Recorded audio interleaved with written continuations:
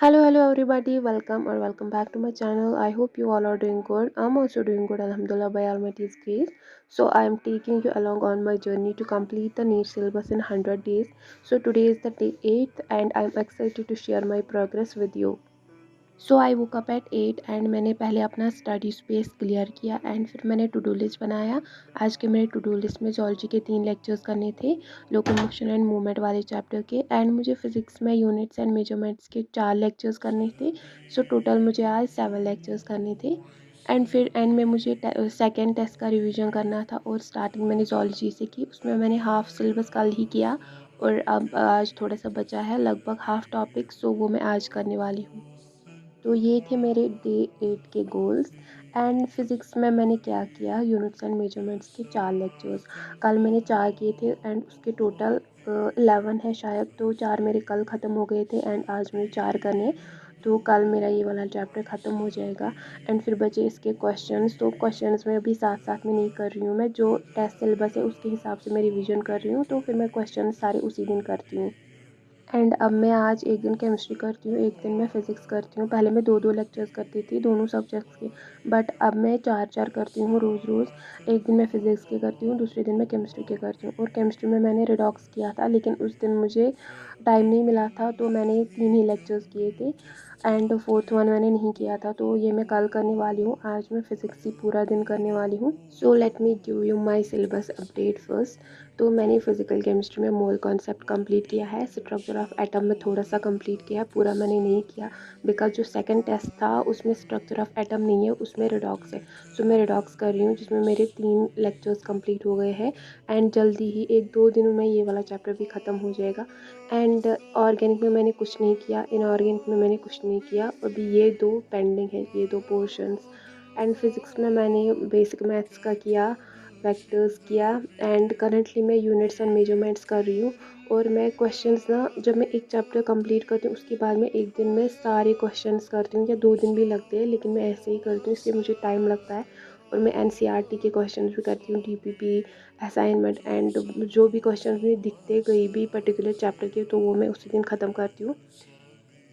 And zoology में मैंने structural organisation किया है, ब्रीदिंग किया है, सर्कुलेशन किया है, एक्सक्रीशन किया है, एंड लोकोमोशन में करंटली कर रही हूँ।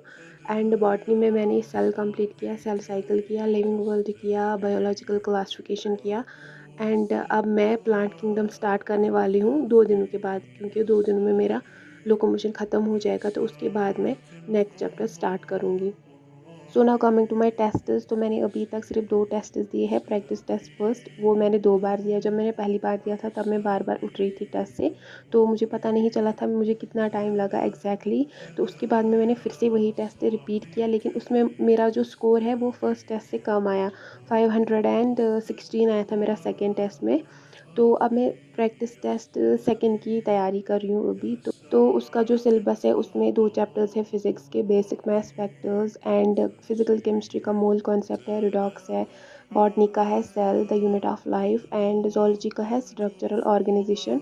उसके कुछ टॉपिक्स जो फर्स्ट टेस्ट में आए हैं सेकंड टेस्ट में भी सेम है, थोड़े थोड़े से ऐड हो गए हैं नए, लाइक फ्रॉग जो फर्स्ट टेस्ट में नहीं था वो सेकंड टेस्ट में है। सो अभी मैं प्रिपरेशन कर रही हूँ सेकंड टेस्ट की, एंड मैंने अभी जोलॉजी का कवर किया है थोड़ा सा, अभी मैंने बाकी कुछ नहीं किया। सो मैं अब संडे को टेस्ट देने वाली हूँ दूसरा।